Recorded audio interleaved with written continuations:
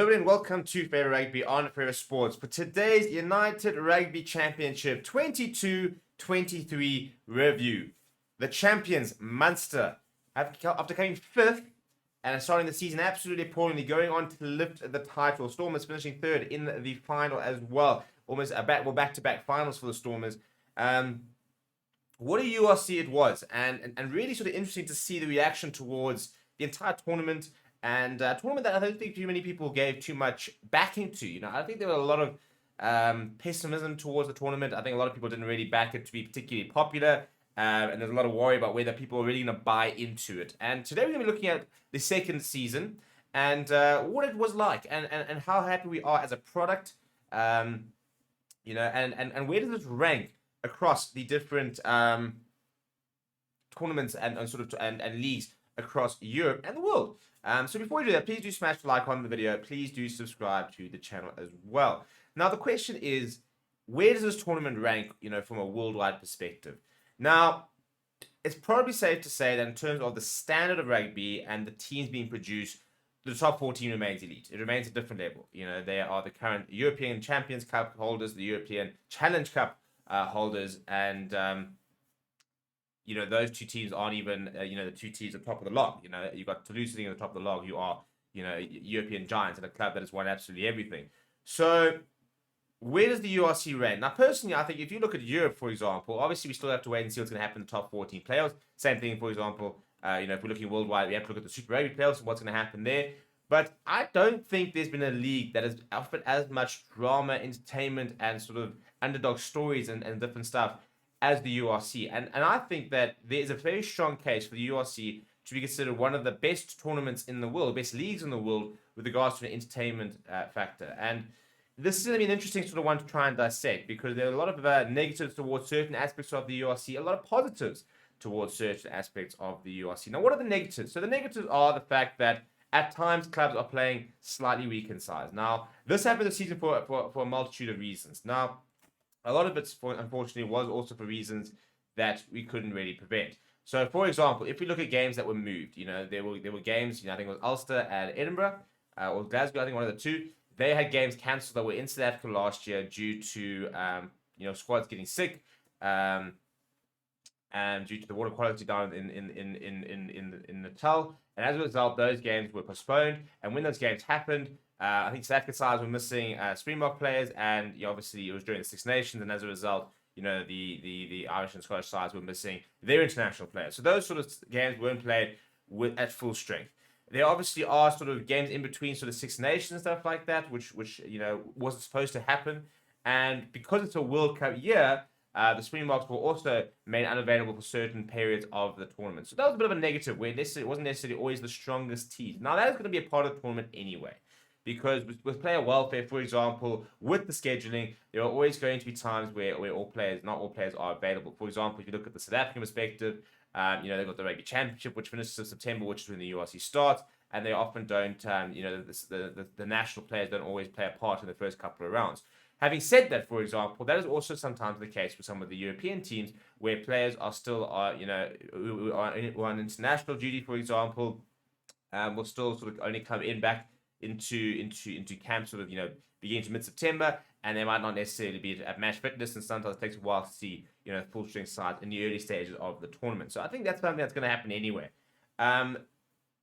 So what is the big thing? The big thing I think for me is to make sure that, from a scheduling point of view, that's probably where we need to just they need to look at it.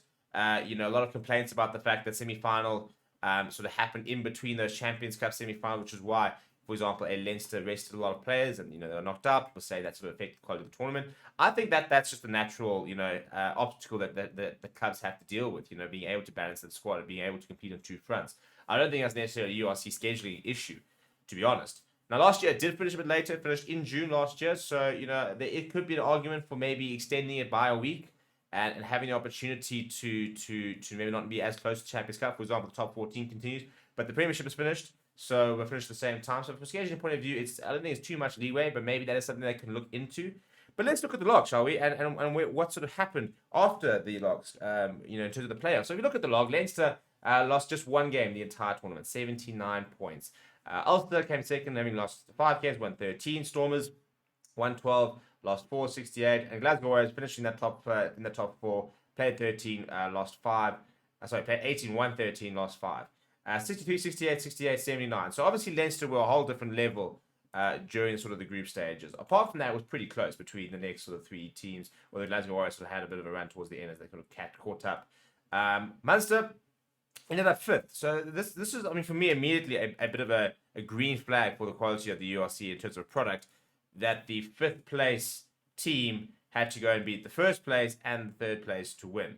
Bulls finishing 6th, Connacht 7th, Salty Sharks. So where is their problem for this championship? And the problem is probably the lack of representation of Wales and Italy, for example, to have all, 3 Irish sides, all 4 Irish sides involved in the playoffs, 3 South African sides, and then 1 Scottish side. So that's something that we'd like to see, but change. We'd like to see, probably a Cardiff or a Benson really pushing to play in the playoffs.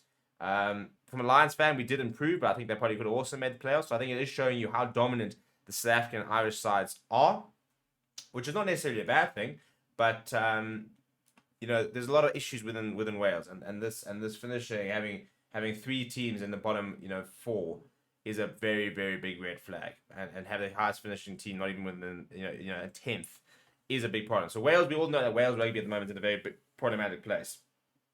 Zebra have got to improve as well.